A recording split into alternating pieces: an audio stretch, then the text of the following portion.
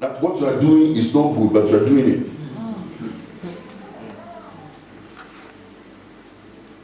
You are not praying. If you don't pray, you become defenseless. I heard a story of a pastor's wife sleeps. Satan will show up through demons. Lady, how beautiful you are. You married to this pastor, Holy Ghost things. Look at how beautiful you are. And the lady was supposed to be very beautiful. And she goes and stands in the mirror. Hey, Coca-Cola. You understand Coca-Cola?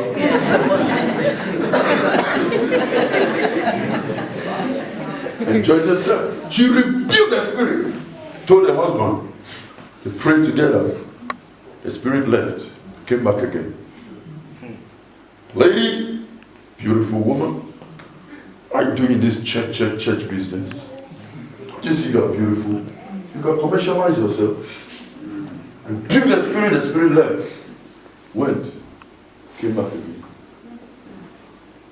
The lady told the pastor husband, I'm not staying in this marriage anymore. I'm gone.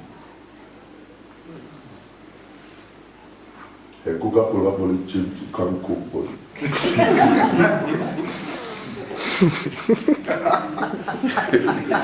Only you understand what I'm saying. Do you know where they found this lady? Pastors gathered and they went to beg this lady. They went to find her in the hotel. After 5 men in nightgown, somebody who was singing in church. Curtain of prayer came down.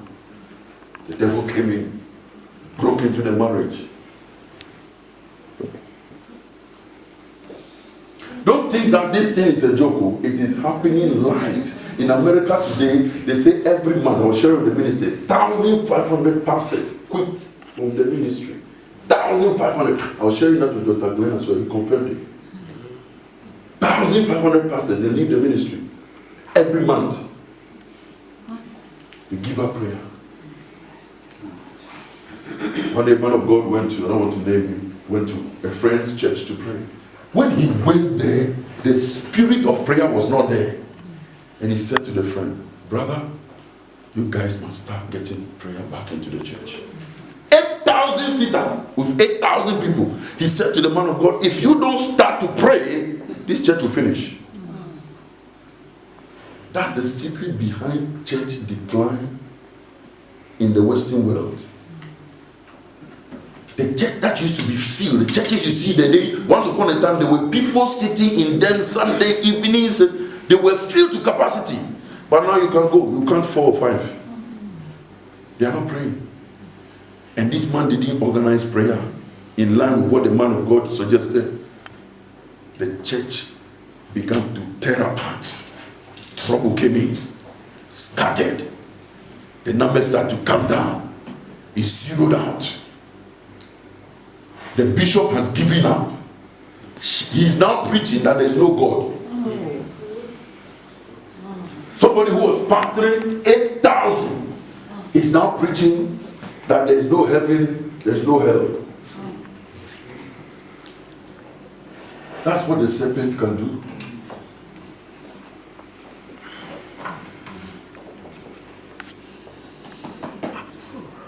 Prayer is the only thing that God has left for us to dominate the earth. Amen. May today be a day that you receive a mantle of prayer. Amen. Let me tell you, if you lose anything, don't lose prayer. Amen. I say, if you lose anything, don't lose prayer. Amen. Hey, don't lose it. All the revivals on the planet have been orchestrated and provoked by prayer. Azusa was provoked by prayer. Argentina revival was provoked by prayer. African revival provoked by prayer. It was reported in Scotland concerning Queen Mary about the prayer of John Knox. Queen Mary said, I fear not the armies of Europe.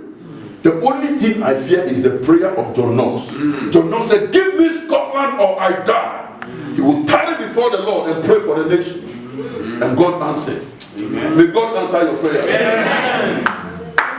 I said, may God answer your prayer. I came to tell you today, you must ignite that passion in prayer again.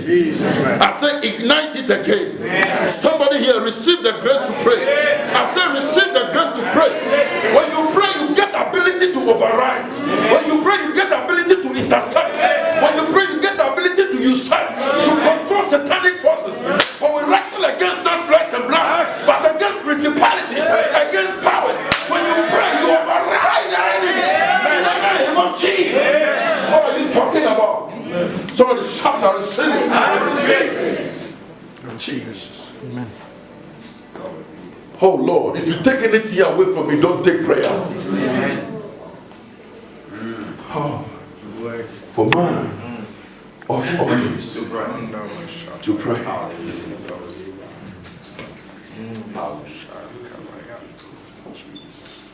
Mercy. Hallelujah. Amen.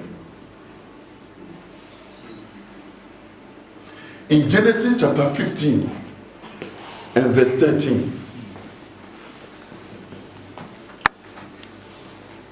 the word of God said,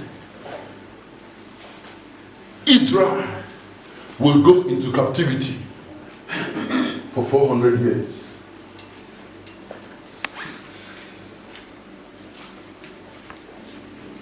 You can't pray out the word of God.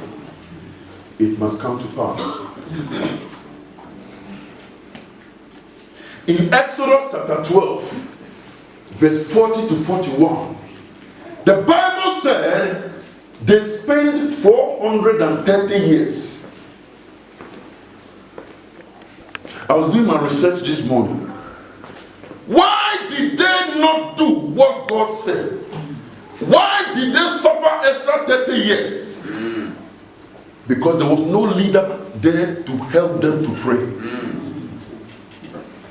Moses couldn't help the people.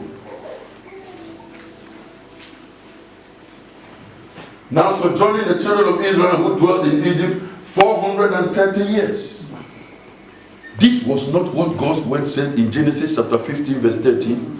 In Genesis 15:13, God says, you will go into captivity for 400 years. Because of what you did. But now, it took them more. Can I say something to you? The promises of God are not guaranteed. To you. It is there. You can appropriate it and it will work for you. God said, let them have dominion. I explained this to you the other day. Your father can pay your school fees to be educated. He doesn't guarantee your passing A level. Your ability to pass A level is to use the knowledge that you acquire to war good warfare in the exams and register a pass. God has given us the provision. He gave us the weapon of prayer. He said, use this to war. That's what Paul said to Timothy. Timothy, prophecy has gone for 1 Timothy 1:18. Prophecy has gone for. Take the prophecy. Use the prophecy to war a good warfare. Use the prophecy. You must use it. The word of God is there. This charge I commit unto you, son Timothy, according to the prophecies. Where are the prophecies? The word. Went before you. That you by them might war a good warfare. The word might there gives you an option of doing it or not doing it. The choice is yours. Do you understand might or may? What's the difference between that and must? He didn't say that by them you must. Say you might. And be the provision. I set before you this day death and life. What did he recommend? He said choose life. That what? Both you and what? Your children may what? Live. And you say, I won't pray. Do you want God to come into your living room to pray for you? Stop blaming God. Oh. He has given it all that pertains to life and godliness. It is not God's fault.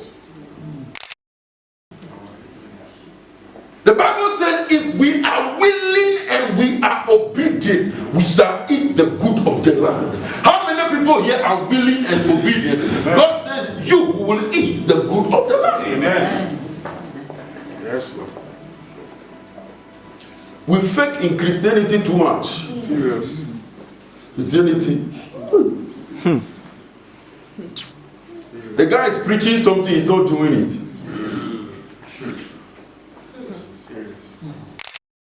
Pray, but he's not praying. He's telling you to fast, but he's not fasting. He's telling you to give, but he's not tithing. Fake. Who are you deceiving? When we all stand before the judgment seat of Christ, everyone shall give an account. I will give an account of how I taught you and how whatever years God gives me here, whatever, you know, and then you will give an account of how you steward with the word. I am accountable to God. Are you listening to me? I have no intention of being a fake pastor. I'm telling you this now. I have no intention of being a fake person. You see me just as I am. And my message to you today is get up and pray, brother. Amen. Amen. May you love the Lord. Amen. The same thing that Daniel saw in Daniel chapter 9. The Bible says, we look at this scripture last Friday, and I'm not going to go through this now. Daniel stumbled on the prophecy of Jeremiah. He saw that God said, we shall be in captivity for 70 years. He saw the prophecy, took the prophecy, and began to pray with it. When he saw the prophecy, they were 66 years into captivity already. He said, we will not go beyond 70, Lord. He began to pray. He cut short it. He ended up 68. Prayer cut short the journey. What are you talking about? And Moses, they went 30 more. Daniel, they cut it. May you cut it short. Jesus. I said, listen, may your journey in life be cut short. On the prayer. Amen. I won't tell you to come to me to pray for you. I am telling you, you get up and pray for yourself. Amen. Yes. Go to Bishop Ajima and you see what you tell him. When you come to him after tell him everything, he'll tell you, go and look for scriptures that deal with this, pray with it, and when you have had a breakthrough, come and testify. But we have become so needy, so big people. We are always looking for people to lay hands on us. And in the process, we get some contaminated hands. Contaminated. You are going to somebody to lay hands on you with some mommy water spirit. By the time you come out, the trouble is 30 times. Mercy.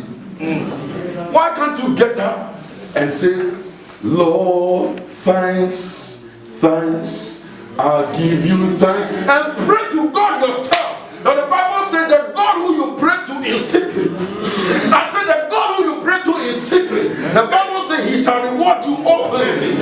What are you talking about? Yes. Amen. Call upon me. Let me end here. Stop here. Continue another time. Let me give you a scripture here. Psalm 91 verse 14 and 15.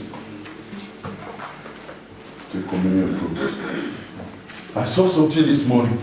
It blew me away. I said, let me share this with you. We'll leave the message for another time.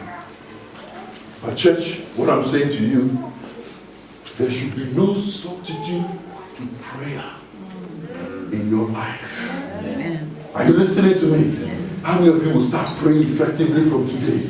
Receive the grace to pray. I say receive the grace to pray.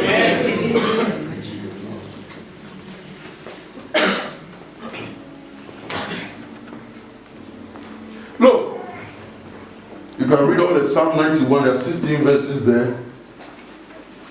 In fact, you can add the 16 here. Go 14 to 16. He said, because he has set his love upon me. Watch this. Because he has set his love upon me, therefore will I deliver him. I will set him on high, because he has known my name. He shall call upon me, and I will answer him. And I will be with him in trouble. I will deliver him and honor him. With long life will I satisfy him and show him my salvation. Did you understand what we just read? The Bible said, because he has set his love upon me, therefore. In other words, if I love the Lord, therefore will I deliver him. Amen. So deliverance comes from your love for God. And then he said, I will set him on high. Ha! Because I love God, God will one, deliver me. Two, he will set me on high because I know his name. He said, when I call upon him, that is prayer, I will answer. That means if my love for God is in place, my prayer will be answered. Amen. Ah. Lord, give us knowledge and understanding. Yeah.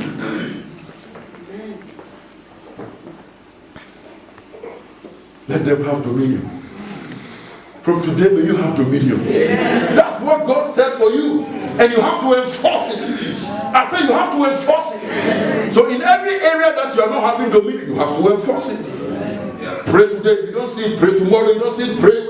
Next week is there. Next week you don't see it. Next month is there. Next month is not there. Next year is there. One thing is sure, it will happen. Yeah. I say it will happen. Yeah. Don't give up. Have you been blessed today? Yes. Lift up your right hand and say, I will pray. I will pray. Help me, Lord. Help me, Lord. In Jesus' name. In Jesus' name.